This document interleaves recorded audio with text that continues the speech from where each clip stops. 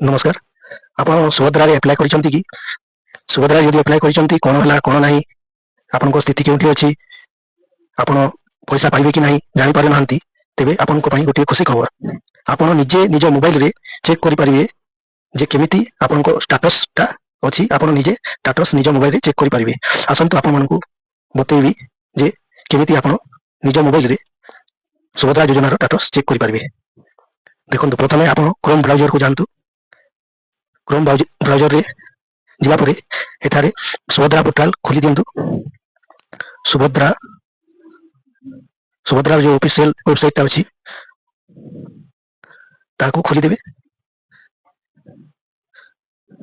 ଦେଖନ୍ତୁ, ସୁଭଦ୍ରାର ୱେବ୍ ପୋର୍ଟାଲଟା ଖୋଲିଯାଇଛି। ଏବେ ଆପଣଙ୍କୁ ଉପରେ ଶୋ କରୁଥିବ ଆବେଦନ ସ୍ଥିତି। ଆବେଦନ ସ୍ଥିତି ଉପରେ କ୍ଲିକ୍ କରନ୍ତୁ। ଏଠାରେ ଆପଣଙ୍କୁ ଶୋ ହେଉଛି ନିଜର ଆଧାର ନମ୍ବର। ଏଠାରେ ନିଜର ଆଧାର ନମ୍ବରକୁ ଫିଲ୍ କରିଦିଅନ୍ତୁ।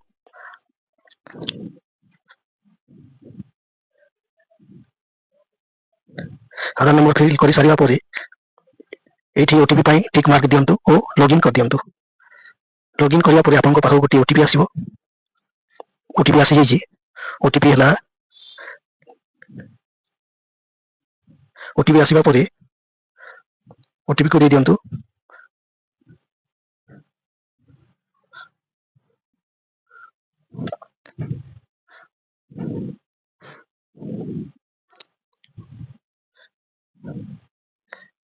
ଏବେ ମୁଁ ଓଟିପି ଦେଇ ଦେଇଛି।